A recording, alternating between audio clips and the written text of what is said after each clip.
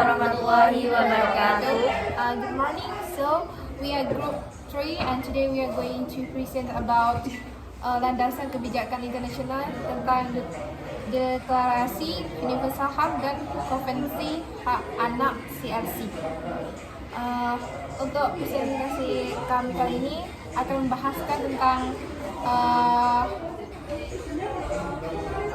tentang kebijakan internasional tentang Deklarasi Universal HAM dan Konvensi Hak Anak CRC, yang mulai dari Mbak Rini. Landasan kebijakan internasional. Yang pertama ada Deklarasi Universal Hak Asasi Manusia, dan yang kedua ada Konvensi Hak Anak atau CRC. Kedua kebijakan internasional ini menunjukkan betapa pentingnya pendidikan sebagai hak dasar manusia. Dalam Deklarasi Universal Hak Asasi Manusia, terutama pada pasal 26, jelas disebutkan bahwa setiap orang berhak mendapatkan pendidikan tanpa adanya diskriminasi, yang artinya siapapun tanpa memandang latar belakang ekonomi, agama, kondisi fisik, semua harus memiliki kesempatan yang sama, belajar dan berkembang. Nah, Deklarasi Universal Hak Asasi Manusia juga dijadikan sebagai instrumen untuk mengembangkan kepribadian dan mempromosikan pemahaman serta perdamaian antar bangsa. Ini mencakup pendidikan gratis di tingkat dasar, wajib untuk sekolah dasar.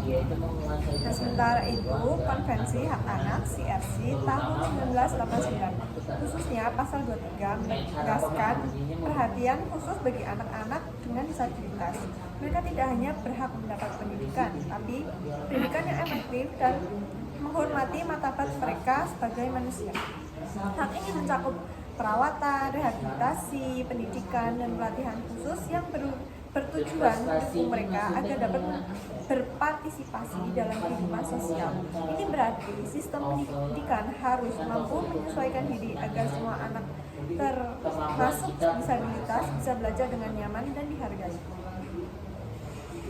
Selanjutnya, solusi dari prinsip-prinsip kedua kebijakan internasional tersebut, yaitu yang pertama, kita bisa melakukan pemerataan akses pendidikan dengan cara membangun sekolah di daerah tertinggal, memberikan beasiswa atau menyediakan fasilitas belajar daring gratis.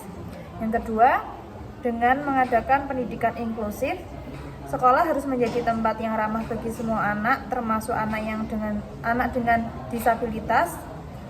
Hal ini bisa dilakukan dengan menyediakan guru pendamping khusus, fasilitas yang mudah diakses, serta metode pembelajaran yang dilakukan dengan kebutuhan masing-masing sesuai anak tersebut. Yang ketiga, bisa dilakukan dengan pelatihan guru, yaitu guru perlu dibekali pemahaman tentang pendidikan inklusif dan hak asasi manusia agar mereka mampu menciptakan suasana belajar yang adil dan menghargai perbedaan. Yang keempat, yaitu ada kampanye kesadaran masyarakat, yaitu masyarakat perlu diberi pemahaman bahwa setiap anak berhak mendapatkan pendidikan tanpa diskriminasi. Sosialisasi dan edukasi publik dapat membantu mengurangi stigma terhadap anak-anak dengan kebutuhan khusus atau latar belakang yang berbeda. Yang terakhir, ada kerjasama internasional dan dukungan pemerintah, dengan cara negara dapat bekerja sama dengan organisasi internasional seperti UNESCO atau UNICEF untuk mendapatkan dukungan, pelatihan, dan sumber daya dalam menerapkan sistem pendidikan yang inklusif dan adil.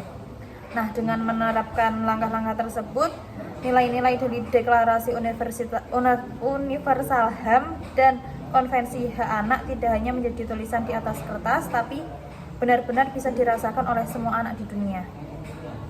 Kemudian tanggapannya, Deklarasi Universal Hak Asasi Manusia tahun 1948 menegaskan bahwa setiap orang berhak mendapatkan pendidikan tanpa adanya diskriminasi. Saya sangat setuju dengan prinsip ini karena pendidikan merupakan hak dasar yang penting bagi semua orang tanpa memandang latar belakang, kondisi fisik, ekonomi, atau agama. Namun dalam kenyataannya masih banyak anak di berbagai daerah yang belum mendapatkan kesempatan belajar yang sama.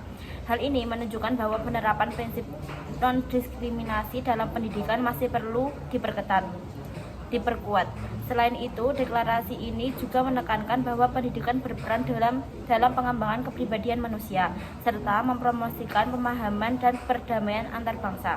Artinya, pendidikan tidak hanya soal pengetahuan, tetapi juga membentuk manusia yang berkarakter dan mampu hidup berdampingan secara harmonis. Nah, jadi dari penjelasan atau pembahasan tadi dapat disimpulkan bahwa pendidikan merupakan hak dasar setiap manusia yang dijamin oleh Deklarasi Universal Hak Asasi Manusia dan Konvensi Hak Anak. Jadi kedua kebijakan internasional ini menekankan pentingnya akses pendidikan yang adil, inklusif, dan bermartabat bagi semua orang tanpa diskriminasi. Melalui pendidikan, kita tidak hanya membangun pengetahuan, tetapi juga menumbuhkan nilai kemanusiaan, perdamaian, dan kesempatan yang serta bagi setiap individu. That's it for our group. So thank you for your attention and watching our video until the end. Sekian dari kelompok kami. Wassalamualaikum warahmatullahi wabarakatuh.